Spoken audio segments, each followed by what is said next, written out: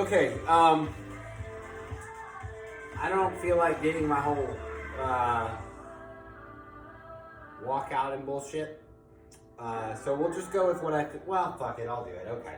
Alright, so we'll go from here. We'll do the walkout again. And then we'll go through the squat itself and what I think it should look like. And then I'll change bar position and we'll see how that looks a little different. I will show a little bit of a difference. I will probably keep the angle there from the side. Just because I think most powerlifters and like this is just geared a little more towards strength work, should be filming from the side. If you can't see your hip crease in most of your squat videos, you're a coward and you're hiding the fact that you can't hit depth. Okay, so be aware of that. All right.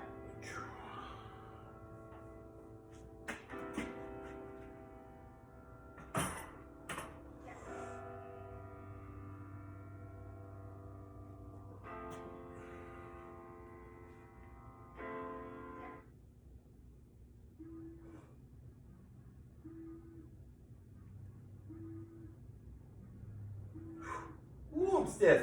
Okay, so when we squat, we want to maintain all that tension we just built. So when we root the feet, we're not letting go of that, okay? And when we pull the bar apart and flare the lats basically to keep them tight, we're doing the same thing. We want to hold that the whole time.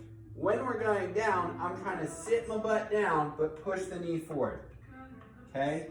Push the knee forward, we're in the quad. When I come up, make sure we're still trying to drive the knee forward instead of dipping back like that.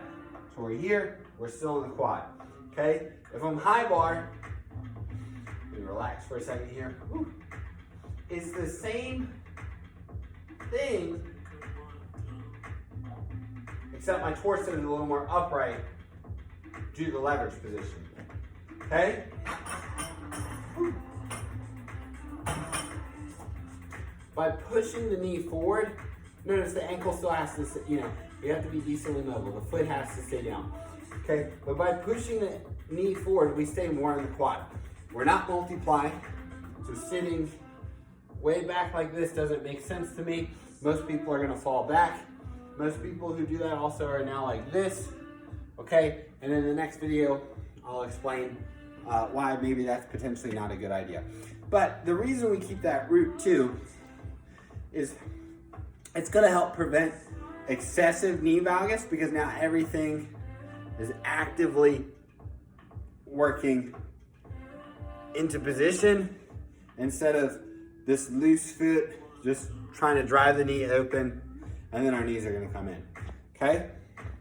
So big things for me that I'm looking for are that even in a low bar, a somewhat upright torso, okay? Some exceptions apply, obviously.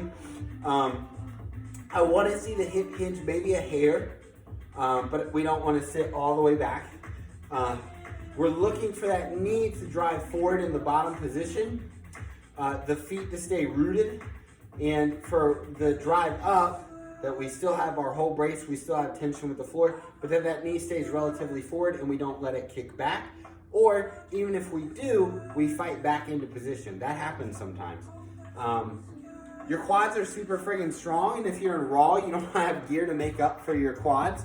So train the shit out of your quads. Obviously, your posterior chain matters too, though.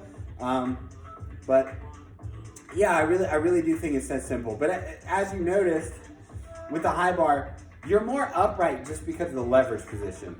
The higher the bar is, the more upright you can be. But like Mark Rippetoe's wrong, you don't have to be bent over like this to squat low bar either. Okay, so hopefully that's a good enough demo to see it. If it's not, maybe I'll take another video eventually at some point.